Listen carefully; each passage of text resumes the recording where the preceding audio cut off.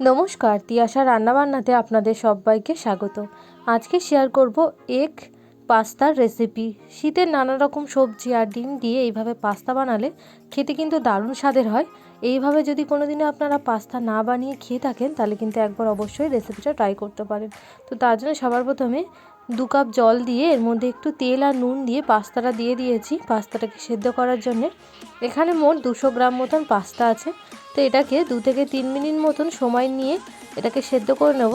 পাস্তাটা সেদ্ধ হয়ে গেছে বা জল ঝরিয়ে সাইডে রেখে দেবো। তারপর কড়ার মধ্যে তেল দিয়ে একটা ডিম ফাটিয়ে দিয়ে দেবো। স্বাদ মতন একটু নুন দিয়ে ডিমটাকে ছুরি ভাজার মতন করে নেব। ডিমটা ভালো মতন ভাজা হয়ে গেলে এবার ডিমটাকে আমি সাইডে তুলে নেব। এইভাবে পাস্তা খেতে কিন্তু দারুণ টেস্টি হয়। রেসিপিটা কিন্তু একবার অবশ্যই আপনারা ট্রাই করবেন, আর যদি রেসিপিটা ভালো লাগে তাহলে কিন্তু অবশ্যই লাইক, কমেন্ট আর সাবস্ক্রাইব করবেন। ডিমটা ভাজা হয়ে গেছে, এবার ডিমটাকে আমি তুলে নেব।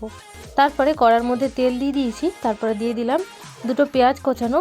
এবার পেঁয়াজটাকে হালকা একটু ভাজা ভাজা করে নেব। পেঁয়াজটা যখন একটু হালকা ভাজা ভাজা হয়ে যাবে এবার এর মধ্যে নানান সব রকম সবজি দিয়ে দিলাম কেটে রাখা আলু, বিনস, গাজর।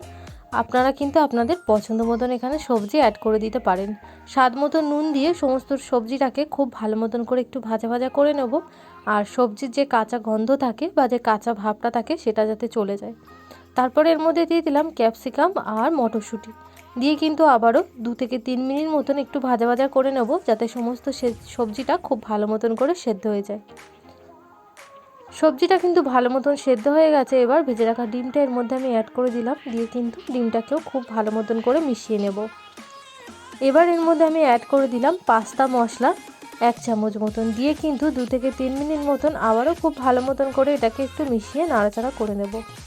তারপরে দিয়ে দেবো 2 চামচ মতন টমেটো সসটা দিয়ে কিন্তু আবারও খুব ভালো মতন করে এটাকে মিশিয়ে নেব 2 থেকে 3 মিনিট মতন। এবার এর মধ্যে আমি জল ঝরিয়ে সিদ্ধ করে রাখা পাস্তাটা অ্যাড করে দিলাম, দিয়ে 2 থেকে 3 মিনিট মতন পাস্তাটার সাথে সমস্ত সবজিটাকে খুব ভালো মতন করে কিন্তু মিশিয়ে নেব। পাস্তাটা খুব ভালো মতন মেশানো হয়ে গেছে, রেডি হয়ে গেল কিন্তু আমাদের দারুণ স্বাদের পাস্তা।